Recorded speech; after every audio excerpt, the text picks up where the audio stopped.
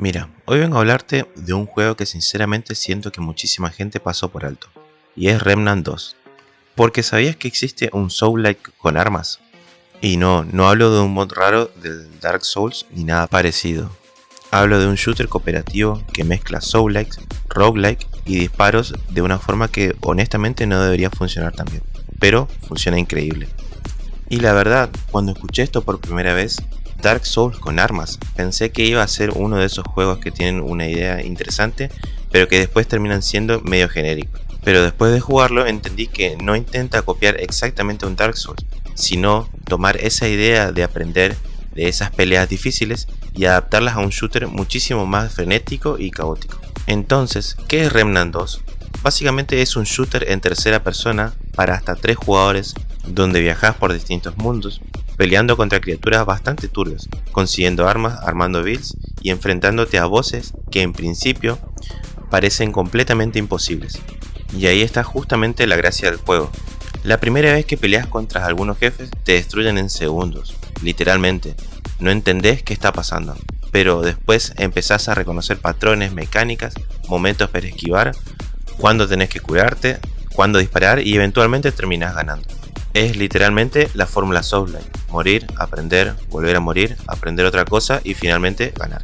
Pero acá, en lugar de solo espadas gigantes, tenés rifles, escopetas, revólveres, habilidades especiales y explosiones por todos lados. Y honestamente siento que el combate a distancia hace que todo sea muchísimo más dinámico. Porque en un Souls muchas veces estás pegado al boss rodando alrededor de él. Pero acá constantemente tenés que mantener la distancia, controlar enemigos, administrar munición, usar habilidades, reposicionarte y esquivar ataques que literalmente llenan la pantalla. Y eso hace que las peleas se sientan muchísimo más intensas. Además, algo que me gustó muchísimo es que el juego mezcla un montón de géneros al mismo tiempo.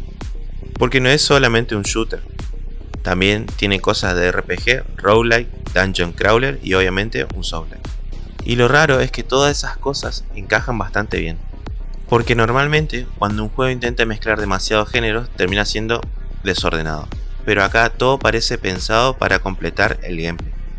El juego constantemente te está dando armas nuevas, mods, habilidades, anillos, clases, secretos, materiales y mejoras. Entonces siempre sentís que estás progresando o desbloqueando algo interesante. Con respecto a los mapas, vi que en muchos lugares decía que se generaban proceduralmente. Según la desarrolladora, la generación es dinámica. ¿Qué significa esto? Que el juego no crea mapas completamente de cero como otros roguelike, sino que toma estructuras ya diseñadas y las cambia. Jefes, eventos, NPCs, recompensas, zonas secretas, mazmorras y hasta algunos caminos. Entonces esto quiere decir que dos personas pueden jugar el mismo mundo y encontrarse cosas completamente distintas. Uno puede obtener un jefe que el otro jamás vio, otro puede desbloquear a un NPC secreto, otro puede encontrar un arma diferente y otros directamente pueden entrar a una zona que tú nunca viste en tu partida. Y sinceramente creo que esto es una de las cosas que más ayudan a la rejugabilidad, porque nunca sentís que estás haciendo exactamente la misma run una y otra vez, sino que siempre hay algo nuevo que encontrar. Y eso hace que la comunidad del juego comparta muchísimo contenido tipo: ¿sabías que existe este tipo de boss? ¿Sabías que existe este NPC? ¿O sabías que puedes desbloquear esta arma haciendo esto? Y honestamente eso le da muchísima vida al juego. Después, el juego tiene varios modos. El principal obviamente es el modo historia, que es el mejor para empezar. Y acá honestamente yo recomendaría jugarlo solo al comienzo. No porque el cooperativo sea malo, al contrario, es buenísimo. Pero hoy en día la mayoría de los jugadores que siguen activos ya tienen muchísimas horas en sí. Entonces pasa que muchas veces alguien entra a tu partida y literalmente destruye todo en segundos mientras vos ni entendés qué está pasando. Y sí, técnicamente avanzás rápido, pero también pierde un poco esa sensación de descubrir el juego por tu cuenta. Y creo que Remnant 2 funciona muchísimo mejor cuando te perdés, morís, descubrís secretos, te asustás con enemigos nuevos y aprendés poco a poco cómo funciona el juego. Porque esa sensación de progresión es parte importante de la experiencia. Después está el modo aventura, que para mí es donde el juego realmente empieza a brillar. Porque podés volver a jugar mundos ya desbloqueados pero con eventos distintos, voces diferentes y nuevos secretos. Y acá es donde realmente empezás a farmear objetos, probar builds y jugar mucho más cooperativo. También me parece el mejor modo para aprender a jugar con otros, porque entras a partidas ajenas, mirar cómo juegan los veteranos y entender mecánicas sin arruinarte la campaña principal. Y sinceramente creo que el cooperativo es una de las mejores partes del juego, porque los bosses se vuelven un caos absoluto. Hay disparos por todos lados, gente cayendo, otros intentando revivirlos mientras esquivan ataques imposibles y uno corriendo desesperado buscando munición. Cuando finalmente derrotas al boss después de varios intentos se siente increíble, especialmente porque Remnant 2 logra algo muy difícil, hacer que perder siga siendo divertido. Incluso cuando morís sentís que aprendiste algo. Por último está el modo de oleada o supervivencia, que sinceramente todavía no lo jugué demasiado, así que tampoco quiero inventar mucho de esto. Pero por lo que vi se vuelve bastante caótico mientras más avanzas. Ahora, una de las mejores cosas del juego son los arquetipos, que básicamente son las clases.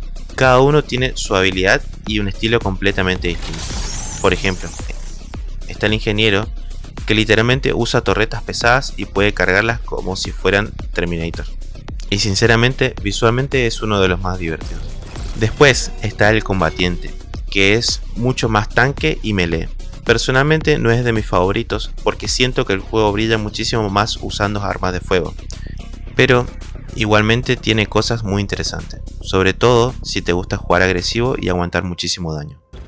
Después está el domador, que básicamente tiene un perro. Y ya. Y bueno, honestamente, eso ya lo hace automáticamente divertido. El perro pelea, distrae enemigos e incluso puede ayudarte cuando caes. Y aunque parezca una tontería, realmente ayuda muchísimo jugando solo. Después está el médico, que bueno, hace exactamente lo que te imaginas, curar. Y aunque pueda parecer aburridísimo, en dificultades altas se vuelve importantísimo, porque hay bosses que literalmente te destruyen en segundos. Y finalmente está el cazador, que personalmente es mi favorito, porque se centra muchísimo en el daño a distancia, disparos críticos y movilidad. Es bastante más frágil que otras clases, pero cuando empezás a encadenar disparos buenos te sentís completamente roto. Luego tenemos al alquimista, que se encarga de dar auras a los aliados o a sí mismo. Y también está el que yo le llamo el cowboy, que tiene otro nombre, pero básicamente es eso. Este arquetipo está totalmente centrado en disparos rápidos, recargas rápidas y convertir todo en una lluvia de balas. Y lo mejor de todo es que puedes combinar los arquetipos anteriores y arquetipos secretos que vas descubriendo más adelante. Puedes tener tu arquetipo principal y el secundario. Y con esto se pueden hacer combinaciones rarísimas, como un cazador con torretas, un médico agresivo, un tanque con perro, un ingeniero soporte o cosas completamente absurdas. Y creo que esa es una de las razones por la que el juego me enganchó tanto, porque constantemente querés probar builds nuevas para ver qué tan rotas pueden llegar a ser. Y hablando de build, la personalización del juego es gigantesca. Tu personaje puede equipar 4 anillos, un amuleto, mod para armas, mutadores, habilidades, reliquias, armaduras, perk y combinaciones de clases. Y todo esto cambia muchísimo cuando jugás, porque puedes armarte build de críticos, tanque, desangrado, fuego, soporte, regeneración, robo de vida, daño elemental, invocaciones. Literalmente muchísimas posibilidades. Además, existen los cristales de niveles que te permiten subir las perks anteriores, o sea, agregar más críticos, más daño a distancia, más daño elemental, etc. Literalmente hay muchísimas posibilidades y eso hace que el endgame del juego básicamente se convierta en quiero probar esta build rara, a ver qué pasa y así probar hasta el infinito. Y sinceramente creo que ahí está la verdadera adicción del juego, porque siempre encontrás otro objeto, otra combinación, otra mejora, otra arma rara. Además de todo, cada objeto se puede subir de nivel para así mejorar el daño y mejorar los críticos, mejorar el daño de área y demás. El juego es inmensamente modificable. Con respecto a las armas, otra cosa que me gustó muchísimo es que muchas tienen personalidad propia. ¿A qué me refiero con esto? Me refiero estéticamente, no son simplemente rifles genéricos. Algunas tienen habilidades completamente absurdas, tormenta de arena, disparos explosivos, electricidad, nanobots, fuegos, cosas rarísimas. Entonces el combate nunca se siente plano, porque constantemente estás mezclando disparos normales con habilidades especiales y modificadores. Y obviamente no puedo seguir hablando del juego sin volver a mencionar los bosses, porque sinceramente son de lo mejor que tiene.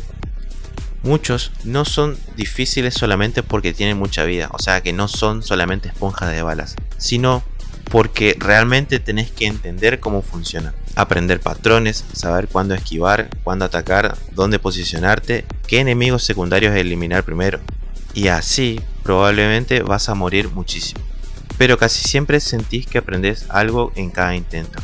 Y cuando finalmente derrotás a un boss después de varios intentos, la satisfacción es increíble, especialmente cuando jugás con amigos, cuando todos sobreviven con literalmente un píxel de vida.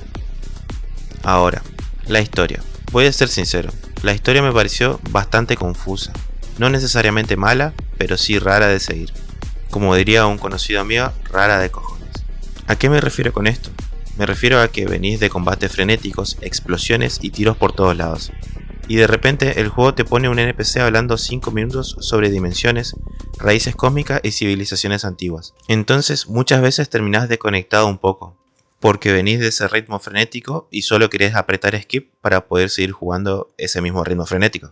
Igual, algo importante es que hablar con un NPC sí sirve bastante porque algunos te desbloquean objetos, secretos o incluso eventos especiales dependiendo de lo que hagas.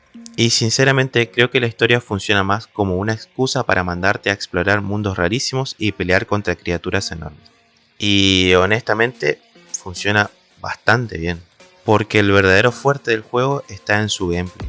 Y sinceramente, si te gustan los Soul-like, los shooters cooperativos o simplemente los juegos donde puedes hacer builds absurdas, creo que vale la pena muchísimo darle una oportunidad a Remnant 2, porque logra algo bastante difícil: hacer que perder sea divertido. Siempre hay otra clase, otra build, otro boss, otra arma, otros secretos y cosas por descubrir. Y eso hace sentir que nunca viste todo el juego. Y así que sí, si alguna vez quisiste jugar un Soul-like con armas, explosiones, builds rotísimas y cooperativo caótico, probablemente este juego sea exactamente lo que estás buscando.